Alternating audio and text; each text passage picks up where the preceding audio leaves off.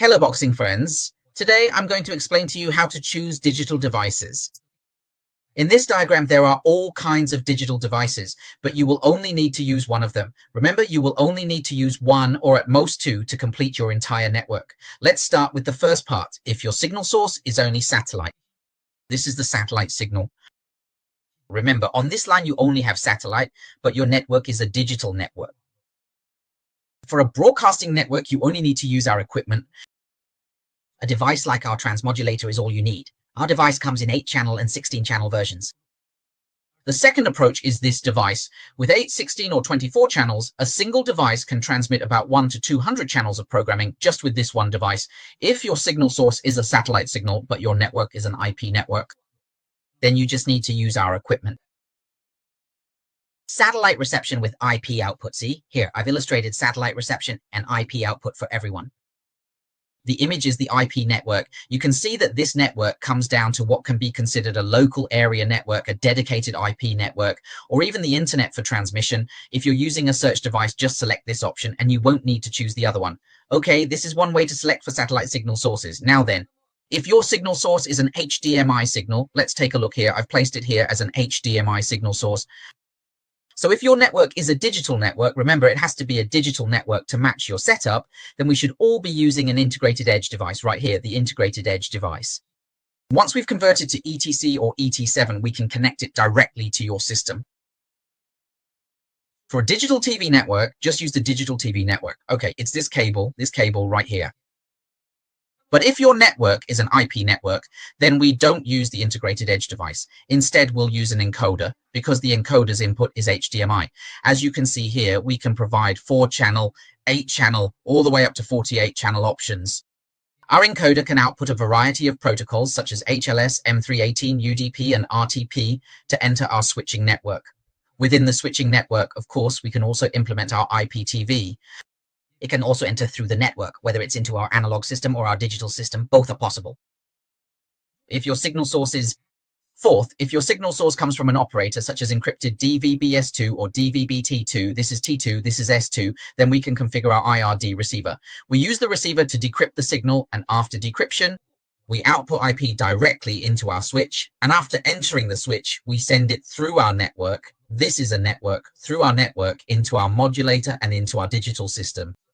Remember, this is a digital network, a digital system. If our network is an analog network, remember, if it's an analog network, then we should use an analog TV system. For example, we have analog modulators with 32, 64, or 48 channels. One device can transmit that many channels. So this network is handled through our IP. Remember these major IP networks, so you need to make a choice. If it's a digital network, you choose a digital modulator. If it's an analog network, you choose an analog modulator. Okay, there's another situation. Your network comes from within the IP, that is from the service provider. If it comes from within the IP, then in this kind of situation, we strongly recommend that you use a relatively stable IP signal source, a more stable IP signal source. In this case, we can use our gateway to obtain the IP signal source at this point to capture and extract it. After capturing it, we can use it ourselves. If our network is connected to cameras, then our cameras are generally on an IP network. Once they enter our IP switch and the network, we can access them. If our signal source is a local signal source, then it is actually a local signal source. Our gateway can be equipped with 4 terabytes or more than 200 gigabytes of hard disk storage to store it. All right, as we can see, this is our signal source. Remember, the one in front is our satellite signal source. You can choose a program source from the network or select an HDMI signal source or a T2 or DVB-C encrypted signal source.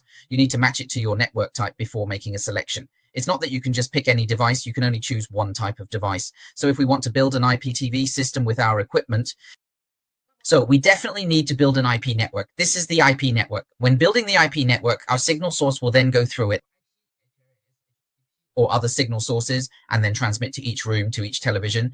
If our TV is a smart TV, then we don't need to equip it with a set-top box. If our TV is not a smart TV and we want to implement IPTV, then we must buy one.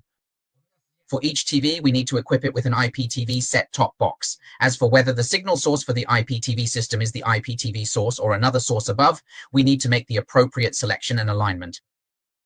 On the other hand, if our TV network is an analog network, for example, with this kind of analog TV network, then we should equip it with our IP. Remember, since you have an IP network and your signal source has already been IP based, you should use an IP to analog TV converter. So we have options for 32, 48 or 64 channels. If we previously had some encoding, then we can choose this type. If we only have IP, then we choose this one. Our price is ***. Another scenario, if our TV network is aiming for digital HD, that is digital TV, then we can use our IP to digital solution. As for the modulator, a single modulator can transmit over 100 or even 200 channels, or dozens of channels. The whole system diagram may look complicated, but in reality, as long as we understand our signal source, for example, if it's satellite, then we choose one of these two types. If it's HDMI, then we choose one of these two types. If it's DVB-C, then we go with its corresponding option.